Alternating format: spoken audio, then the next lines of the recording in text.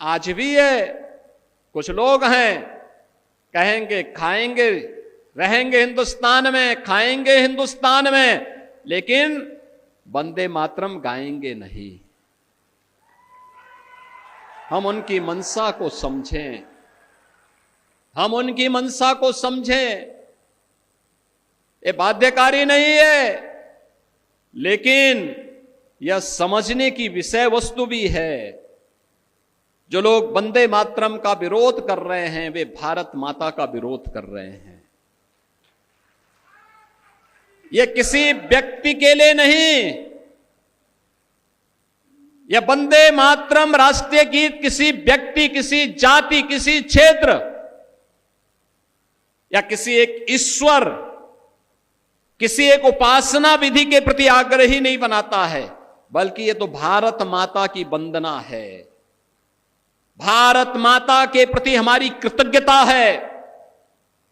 भारत माता के लिए गाए जाने वाले हमारे उस स्वर का प्रतीक है जो हमारे अंतःकरण के भाव को व्यक्त करता है।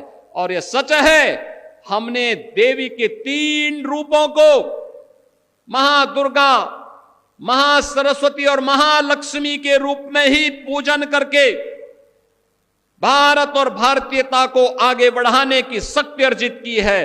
तो स्वाभाविक रूप से वंदे मातरम के माध्यम से भी इस सस्य श्यामला मातरम की इस भाव को ध्यान में रख करके हमने उसे महादुर्गा, महालक्ष्मी और महासरस्वती के रूप में उसकी वंदना करके भारत के प्रत्येक नागरिक से यह आग्रह किया है कि वह वंदे मातरम के साथ जुड़े, भारत की राष्ट्रीयता को मजबूती प्रदान करें।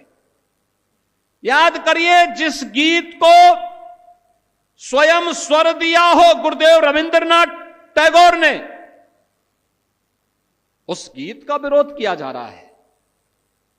भारत का क्रांतिकारी जिस गीत को गा करके फांसी के फंदे पर चूमता था, उसका विरोध किया जा रहा है।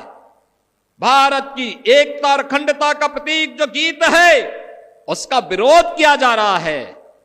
इस विरोध के लिए कोई जगह नहीं होनी चाहिए, हमारे यहां कोई जगह नहीं होनी चाहिए। और इसीलिए मैं आप सबसे अपील करूंगा, बहनों और भाइयों, कोई मत हो, कोई मजहब हो, कोई जाति हो, और राष्ट्र से बढ़ करके नहीं हो सकता है। याद रखना, हम सब के लिए राष्ट्र प्रथम होना चाहिए।